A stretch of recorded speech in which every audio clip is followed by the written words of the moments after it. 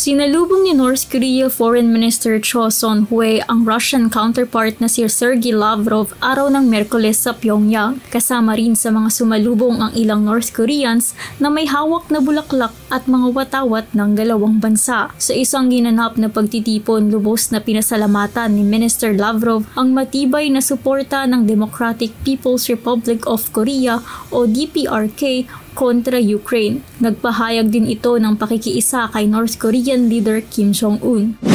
Nagtungo rin kamakailan sa Russia ang leader ng North Korea kung saan inimbitahan nito si Russian President Vladimir Putin na dumalaw naman sa Pyongyang.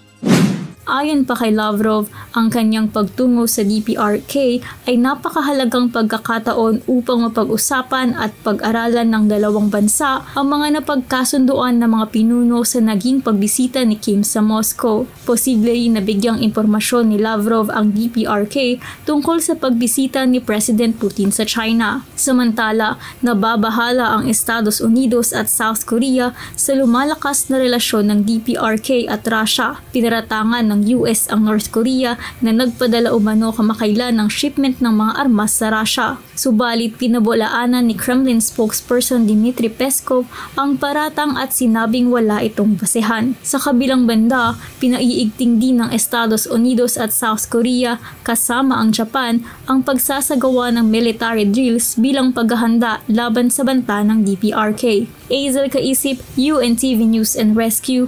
Diyos ang aming sandigan, serbisyo publiko ang aming pinahahalagahan.